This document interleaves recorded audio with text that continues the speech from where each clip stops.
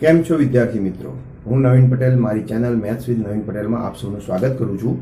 આજે આપણે ધોરણ 11 ચેપ્ટર 1 ગણમાં સ્વાધ્યાય 1.4 ના દાખલા નંબર 7 થી શરૂઆત કરીશું. દાખલા નંબર 7 માં આપણને ગણ a બરાબર x કે જ્યાં x એ પ્રાકૃતિક સંખ્યા છે આપેલું છે. તો આપણે એને પહેલા યાદીની રીતે લખીએ. તો યાદીની રીતે લખીએ તો પ્રાકૃતિક સંખ્યાઓ એટલે કે 1 2 3 4 5 6 7 8 9 and 10 up to infinity સુધી લખી શકાય.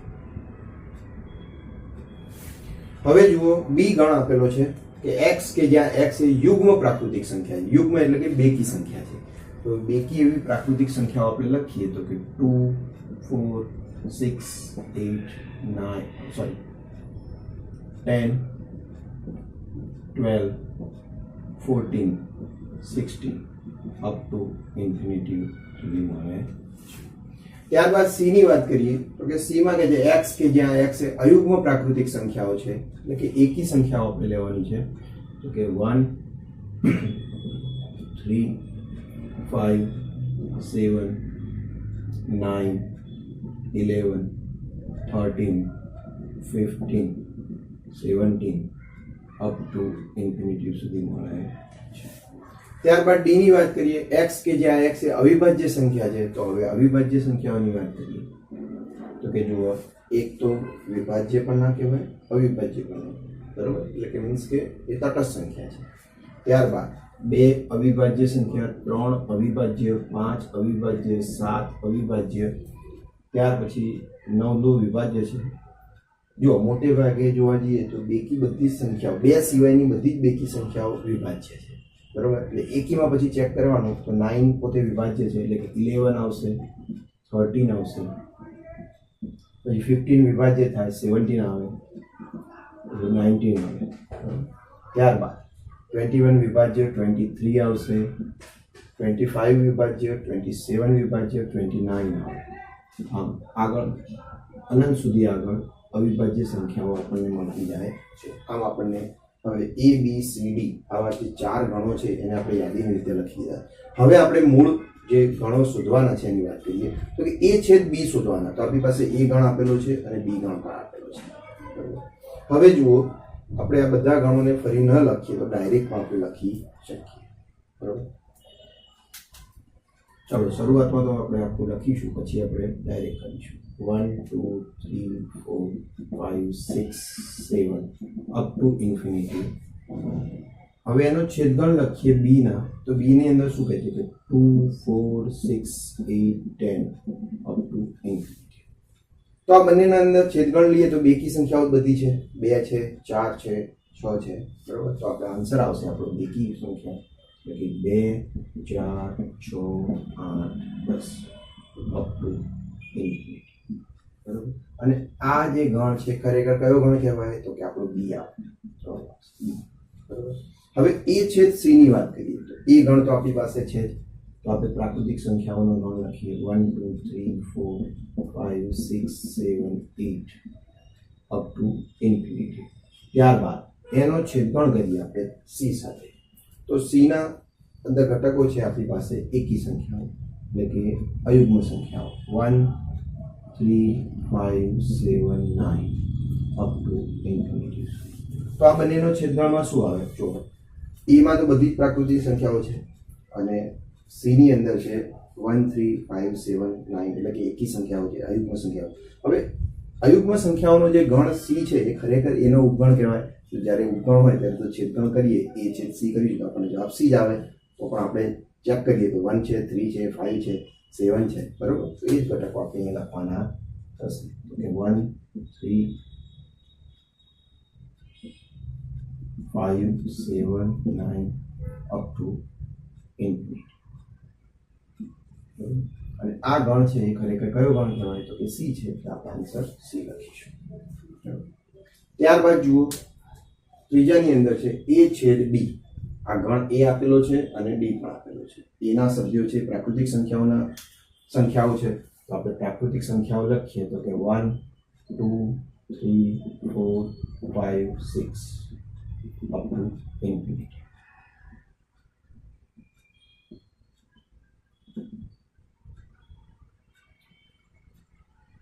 ત્યારબાદ હવે આપણે એનો છેદગણ ડી સાથે કરીએ. ડી ની અંદર છે અવિભાજ્ય સંખ્યાઓ, તો છેદ ડી તરીકે આપણે લખીએ તો કે અવિભાજ્ય સંખ્યાઓમાં કેટલી છે તો કે 2 3 5 7 11 13 17 19 23 અપ ટુ ઇન્ફિનિટી સુધી.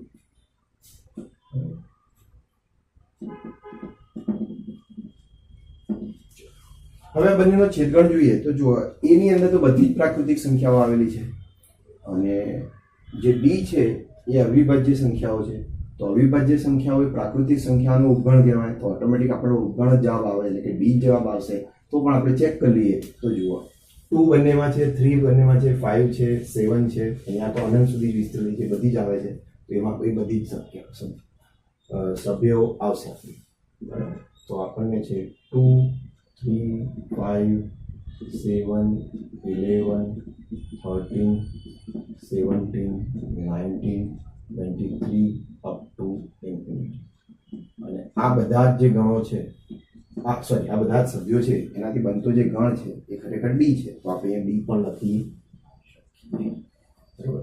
હવે બી છેદ સી ની વાત કરીએ. બી યુગ્મ અને સી અયુગ્મ સંખ્યાઓ.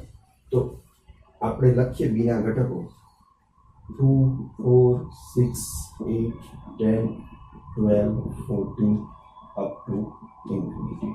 એનો છેદગણ લઈએ સી સાથે. તો સી ના સભ્યો છે એ અયુગ્મ સંખ્યાઓ છે, તો એ અયુગ્મ સંખ્યાઓ લખીએ 1 3 5 7 9 11 13 અપ ટુ ઇન્ફિનિટી. તો હવે જોઈએ આ બંનેના છેદગણમાં, તો કે જુઓ આ બેકી છે એટલે એકી છે, એક પણ સભ્ય સમાન આવે નહીં, તો અહીંયા આપણને ગણ મળશે 5, બરોબર. હવે આપણે બી છેદ ડી ની વાત કરીએ તો બી ના સભ્યો આપણે પહેલા લખીએ. બી ના સભ્યો કયા છે તો કે બી ના સભ્યો છે બેકી સંખ્યાઓ, તો કે 2 4 6 8 10 12 14 અપ ટુ. ત્યારબાદ આ બી ના ઘટકોને બી સાથે એનો છેદગણ લઈએ તો બી ના સભ્યો આપણા કેટલા કે બી ના સભ્યો છે 2 3 5 7 11 13 17, બરાબર. ઓકે, જો આ છેદગણ હવે લેવાનો છે, આ અયુગ્મ સંખ્યાઓ હતી, બરાબર.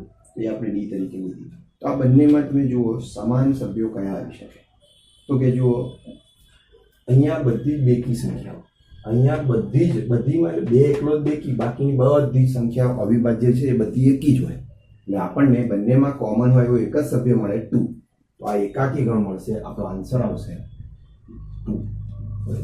ત્યારબાદ સી છે ડી ની વાત કરીએ. સી ના સભ્યો આપણી પાસે છે, લખીએ આપણે તો કે સી ના સભ્યો છે 1 3 5 7 9 11 13 અપ ટુ ઇન્ફિનિટી, બરાબર. હવે એનો છેદગણ કરીએ આપણે ડી સાથે. તો છેદગણમાં ડી, તો કે ડી ના સભ્યો છે 2 3 5 7 11 13 17 19 અપ ટુ ઇન્ફિનિટી. હવે આ બંનેનો છેદગણ આપણે લેવાનો. તો છેદગણમાં કયા કયા સભ્યો આવે? બંનેમાં હોય એવા તમામ સભ્યો લેવાના. તો જુઓ તમે અહીંયા 1, આ સંખ્યાઓ વધારે હશે, એકી સંખ્યાઓ, અને અયુગ્મ સંખ્યાઓ ઓછી હશે. તો આપણે અયુગ્મના આધારે ચેક કરીએ. તો કે જો 2 છે નહીં તો 3 છે, 3 5 7 11 13 17 પોતે અયુગ્મ છે, 19 અપ ટુ ઇન્ફિનિટી. તો આ બધા જે સભ્યોથી બનતો ગણ છે એમાં તમે ડી માં મેચ કરીએ તો કેટલો ફરક પડે? તો માત્ર 2 નથી આવતો, બાકીના બધા સભ્યો આવે. તો આપણે એ રીતે પણ લખી શકીએ, આ ડી માઇનસ 2. એટલે ડી જે ગણ છે આપણે 2 3 5 7 11 13 17 આખો જે ગણ છે એમાંની માત્ર 2 ને દૂર કરી નાખો, એટલે -2 કરી નાખો, તો આપણને જે આન્સર છે એ મળે છે 3 5 7 11 13 17 19 સુધી અપ ટુ ઇન્ફિનિટી સુધી. બરાબર. હવે જોઈએ આપણે અહીંયા આપણે દાખલા નંબર 7 પૂરો થાય છે. દાખલા નંબર 8ની વાત કરીએ તો દાખલા નંબર 8માં જુઓ કે નીચેના ગણોની જોડીઓમાંથી કઈ જોડના ગણ પરસ્પર અલગ ગણ છે. અલગ ગણ એટલે કે જેમનો છેદગણ 5 હોય એવા ગણ છે. આવો પ્રશ્ન આ કર્યો છે એટલે આપણે શોધવાના છે કે છે કે નહીં. તો આપણે સૌથી પહેલા એ આપેલો છે, એના સભ્યો છે 1 2 3 4. બી ના સભ્યો છે x કે જ્યાં x એ અયુગ્મ પ્રાકૃતિક સંખ્યા છે. બીજી શરત પણ આપી છે કે 4 less than equal to x less than equal to 6. તો આની અંદર આપણને x ની કિંમતો કઈ કઈ મળી શકે તો કે 4 5 અને 6. પણ એમાંથી અયુગ્મ કઈ તો કે એકલી એક જ 5 જ થાય કારણ કે 4 અને 6 બંને યુગ્મ સંખ્યાઓ છે. તો અહીંયા b તરીકે આપણને સભ્ય મળે 5. બરોબર. હવે આપણે વાત કરીએ કે a અને b એ બંનેનો છેદગણ શું થાય. તો અહીંયા આપણે લખીએ a છેદ b બરાબર આપણને શું મળે. a ના સભ્યો તરીકે લખીએ 1 2 3 4. બરોબર. એનો છેદગણ કરીએ b એટલે કે 5 સાથે. તો આ બંનેમાં એક પણ સભ્ય સમાન છે નહીં એટલે આપણને 5 મળે. તો આપણે શું લખી શકીએ કે માટે ગણ a અને b પરસ્પર અલગ ગણ છે.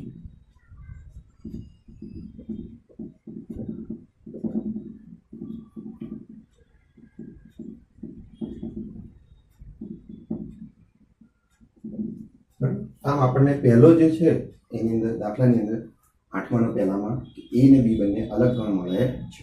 હવે આપણે બીજાની વાત કરીએ. બીજામાં આપણને બંને યાદી રીતે આપી જ દીધા છે તો આપણે સીધું ચેક જ કરવાનું. તો આની અંદર આપણે શું છે અલગ ગણ ચેક કરવો તો એ છે b લઈ લો. a અને b ના સમાન સભ્યો લખો.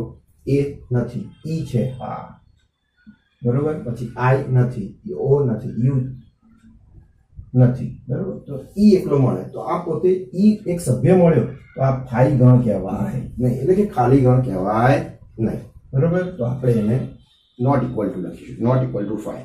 તો એનો મતલબ શું થાય તો કે માટે ગણ a અને ગણ b એ પરસ્પર અલગ ગણ નથી.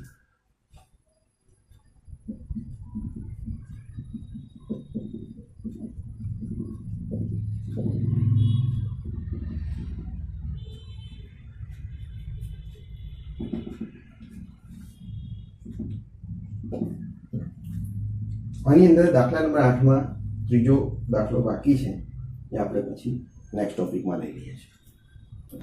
હવે આપણે દાખલા નંબર 8માં જે ત્રીજો બાકી છે એનાથી શરૂઆત કરીએ.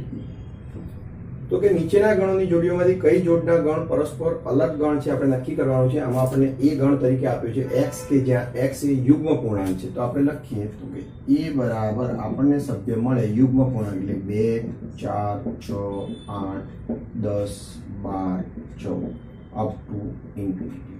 અને b બરાબર આપણને શું આપ્યું છે તો કે x એ અયુગ્મ પૂર્ણાંક છે. અયુગ્મ એટલે કે 1 3 5 7 9 11 અપ ટુ ઇન્ફિનિટી. બરાબર. હવે અહીંયા આપણે a છેદ b ની વાત કરીએ તો a છેદ b તો a છેદ b માં આપણે બંનેનો છેદગણ કરવાનો થાય તો આપણે સભ્યો લખીએ 2 4 6 8 10 12 14. છેદગણ b ની વાત કરીએ 1 3 5 7 9 11 અપ ટુ ઇન્ફિનિટી.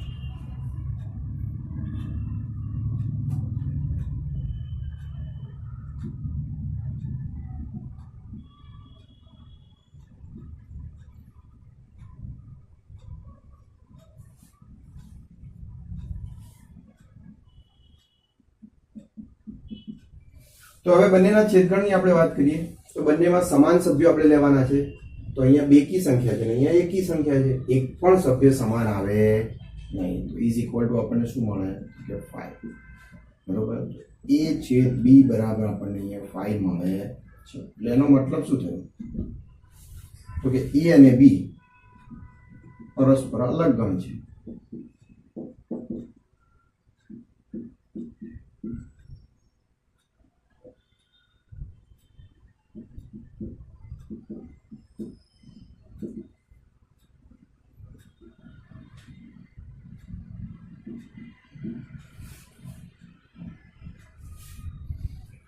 અહીંયા આપણો દાખલા નંબર 8 પૂરો થાય છે. હવે દાખલા નંબર 9 માં જુઓ તો આપણને ગણ અહીંયા આપેલો છે. ગણ એના સભ્યો છે 3, 6, 9, 12, 15, 18 ને 21. ગણ બી આપેલો છે જેના સભ્યો છે 4, 8, 12, 16 ને 20. સી આપેલો છે જેના સભ્યો છે 2, 4, 6, 8, 10, 12, 14 અને 16. અને ડી બરાબર 5, 10, 15 અને 20. બરાબર. હવે આ બધા જ સભ્યોની અંદર નો ઉપયોગ કરીને એટલે કે આ બધા જ ગણોનો ઉપયોગ કરીને આપણે નીચેના ગણ શોધવાના છે કે જે તફાવત ગણ આપેલા છે a - b a - c a - d એવા બધા આપણે તફાવત ગણ શોધવાના છે. આપણે તફાવત ગણની વ્યાખ્યામાં ભણ્યા છીએ. શું ભણ્યા છે કે a - b હોય તો a માં રહેલા b ના સભ્યોને રદ કરવાથી મળતો જે ગણ છે એ a - b કહેવાય છે. એટલે કે ગણ b માં ન હોય તેવા ગણ a ના સભ્યોથી બનતા ગણને ગણ a અને b નો તફાવત ગણ કહે છે. બરોબર. તો આપણે એ મુજબ આપણે શરૂઆત કરીએ. સૌથી પહેલા a - b લખીશું આપણે. તો a ના સભ્યો તરીકે આપણી પાસે છે 3, 6, 9, 12, 15, 18 અને 21. હવે એમાંથી આપણે b ના સભ્યો બાદ કરીએ તો b ના સભ્યો છે 4, 8, 12, 16 અને 20. બરોબર. આ બંનેની બાદબાકી કરીએ તો કેટલા થાય? બાદબાકી એટલે મીન્સ કે એમાંથી આ બી ના સભ્યો જ આપણે ચેક કરવાના, માંથી જે હોય કેન્સલ કરવાનું. 4 કેન્સલ નથી છે, 8 નથી, 12 છે તો અહીંયા 12 આપણે રદ કરીશું, 16 નથી, 20 નથી તો આપણે આ 12 સિવાયના બધા સભ્યો લખીશું. એટલે કે 3, 6, 9, 15, 18 અને 21. એવી જ રીતે a - c ની વાત કરીએ તો a ના સભ્યો આપણે લખીએ 3, 6, 9, 12, 15, 18 અને 21. એમાંથી સી ના સભ્યો વાત કરીએ. સી ના સભ્યો કયા છે કે 2, 4, 6, 8, 10, 12, 14 અને 16. બરાબર.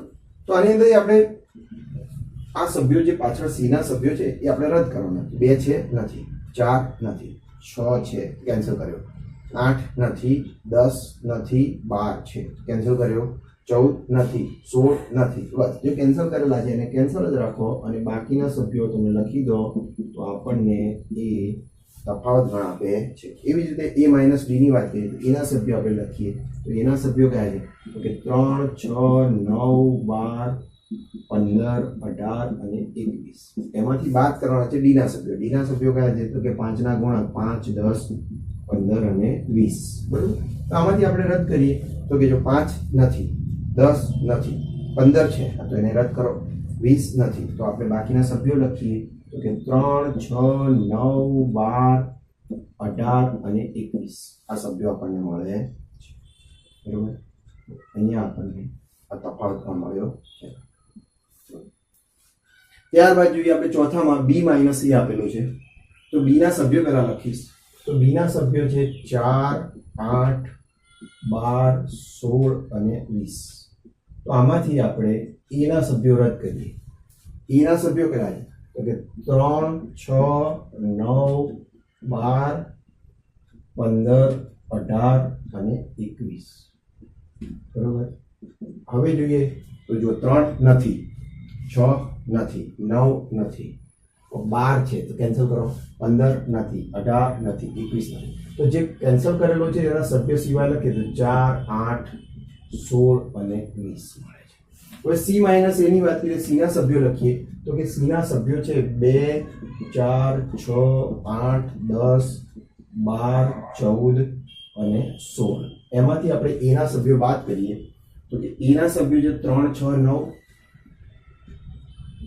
3, 6, 9, 12, 15, 18 અને 21. બરોબર. તો એ સભ્યોને આપણે કેન્સલ કરવાના છે. હવે આપણે જોઈએ તો કે 3 છે નહીં પણ 6 છે કેન્સલ કર્યા, 9 નથી, 12 કેન્સલ કર્યા, 15 નથી, 18 નથી, બરોબર, 21 તો છે જ નહીં. તો આપણે રદ કરેલા સભ્યો ને દૂર કરીને પછી આપણે બાકીના સભ્યો લખીએ તો 2, 4, 8, 10, 14 અને 16 થશે. બરોબર. હવે d - a ની વાત કરીએ. d બરાબર કેટલા છે તો d ના સભ્યો છે તો જો 5, 10, 15 or 20 માઈનસ a ના સભ્યો છે તો a ના સભ્યો લખીએ આપણે તો 3, 6, 9, 12, 15, 18 અને 21.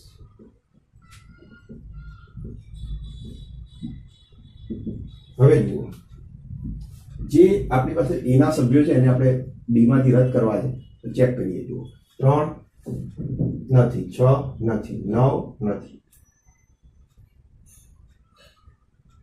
12 પણ નથી, બરાબર, 15 આ છે, રદ કરો, 18 નથી, 21. તો આપણને કયા કયા સભ્યો મળે? તો કે 5, 10 અને 20. આ 3 જ ઘટકો ધરાવતા આપણને ગણ મળે છે. હવે બી માઇનસ સી ની વાત કરીએ. બી ના સભ્યો આપણી પાસે છે કે લખી દઈએ આપણે પહેલા 4, 8, 12, 16 અને 20. એની બાદ બાકી કરીએ એટલે કે મીન્સ તફાવત ગણ લેવાનો છે સી સાથેનો. સી ના ઘટકો લખીએ કે 2, 4, 6, 8, 10, 12, 14, 16. તો હવે જોઈએ આ સી ના ઘટકોને બી માંથી રદ કરવાનું. તો કે જો 2 નથી, 4 છે, કેન્સલ કર્યો, 6 નથી, 8 છે તો કેન્સલ કર્યો, 10 નથી, 12 છે તો કેન્સલ કર્યો, 14 નથી તો 16 છે તો કેન્સલ કર્યો. તો હવે બાકી એક જ ઘટક રહ્યો 20, બરાબર. ત્યારબાદ બી માઇનસ ડી. તો બી ના ઘટકો આપણે ફરી લખી દઈએ પાછા કે 4, 8, 12, 16 અને છેલ્લે 20 છે. એનો બાદ બાકી કરીએ ડી સાથે. તો ડી ના ઘટકો છે 5, 10, 15 ને 20. 5, 10, 15 અને 20. તો હવે આપણે એના ઘટકો જોઈએ. તો જો 5 કેન્સલ કરવાનું છે નહીં, 10 પણ નથી, 15 પણ નથી, માત્ર એક છે 20 છે. આની અંદર આપણને 20 મળે છે, બરોબર. તો આ 20 ને આપણે રદ કરીએ છીએ તો આપણે બાકીના ઘટકો કયા મળે? તો રદ કર્યા સિવાયના સભ્યો લખીએ આપણે તો કે 4, 8, 12 અને 16 મળે છે. ત્યારબાદ સી માઇનસ બી ની વાત કરીએ. સી ના સભ્યો કયા? તો કે સી ના સભ્યો છે 2, 4, 6, 8, 10, 12, 14 અને 16 છે. એમાંથી આપણે બી ના સભ્ય, સી ના સભ્યો આપણે લખી દઈએ, એમાંથી બી ના સભ્યો આપણે રદ કરવાના છે. તો બી ના સભ્યો આપણે લખીએ તો 4, 8, 12, 16 અને 20 થાય છે. તો આ સભ્યોને આપણે રદ કરીએ તો જો 4 કેન્સલ કર્યા, 8 કેન્સલ કર્યા, 12 કેન્સલ કર્યા, 16 કેન્સલ કર્યા. બાકીના સભ્યો આપણે જે વધ્યા છે લખો 2, 6, 10 અને 14, જે આપણો સી માઇનસ ડી ગણ આપે છે. ત્યારબાદ ડી માઇનસ બી ની વાત કરીએ. ડી ના સભ્યો લખીએ તો ડી ના સભ્યો છે આપણી પાસે 5, 10, 15 અને 20, બરોબર. ત્યારબાદ એમાંથી આપણે બી ના સભ્યોને બાદ કરીશું. તો બી ના સભ્યો શું છે? તો બી ના સભ્યો છે 4, 8, 12, 16 અને 20. તો આમાંથી આપણે જોઈએ તો કયા સભ્યો રદ થશે? તો કે જુઓ 4 નથી, 8 નથી, 12 નથી, 16 નથી, માત્ર 20 જ છે. તો એ 20 છે એને રદ કરીએ તો બાકીના સભ્યો આપણને મળે છે 5, 10 અને 15, બરોબર. ત્યારબાદ જોઈએ આપણે સી માઇનસ ડી કીધું છે, બરોબર. તો સી ના સભ્યો છે એને પહેલા લખી દઈએ, પછી ડી ના સભ્યો લખીએ આપણે, બરોબર. તો સી ના સભ્યો છે આપણી પાસે 2 થી માંડીને 16 સુધીના બેકી પૂર્ણાંકો છે, બરોબર. 2, 4, 6, 8, 10, 12, 14 અને 16. ત્યારબાદ એમાંથી આપણે ડી ના સભ્યો રદ કરી દઈએ તો ડી ના સભ્યો છે 5, 10, 15 અને 20, બરોબર. તો હવે આપણે એની અંદર જોઈએ તો કે જો 5 તો છે નહીં, 10 પણ છે, ઓકે, એને રદ કરીએ. 15 છે નહીં, 20 પણ નથી. તો બાકીના સભ્યોને આપણે લખીએ તો આપણને મળે 2, 4, 6, 8, 12, 14 અને 16, બરોબર. તો આમ આપણને 2, 4, 6, 8, 12 અને 12, 14 અને 16 એટલા સભ્યો ધરાવતો આપણને ગણ મળે છે, જે સી માઇનસ ડી દર્શાવે છે. એટલે કે સી અને ડી નો તફાવત ગણ છે એ ક્રમ મુજબ. સી અને ડી એટલે સી પહેલો લેવાનો માઇનસ ડી.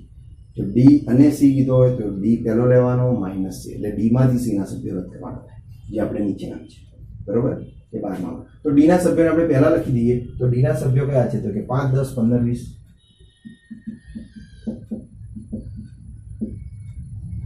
એમાંથી આપણે બાદ કરીશું ચલો હવે એના પછીના સી ના સભ્યો છે કયા? તો કે 2 4 6 8 10 12 14 અને 16 બરોબર. હવે આમાં બાદ બાકી કરીએ. જુઓ 2 છે નથી, 4 નથી, 6 નથી, 8 નથી, 10 છે તો કેન્સલ કરો, 12 નથી, 14 નથી, 16 પણ નથી. તો હવે ઘટકો કેટલા મળે? તો કે 5 15 અને 20. આમ 3 ઘટકો આપણને મળે. તો અહીંયા આપણો ડી માઇનસ સી નો જવાબ મળે છે 5 15 અને 20. આમ 3 ઘટકો ધરાવતો ગણ મળે. અહીંયા આપણો સ્વાધ્યાય 1.4 નો દાખલા નંબર 9 પૂરો થાય છે. બરાબર. નેક્સ્ટ લેક્ચરમાં આપણે 10 માંથી શરૂ કરીશું. 10માં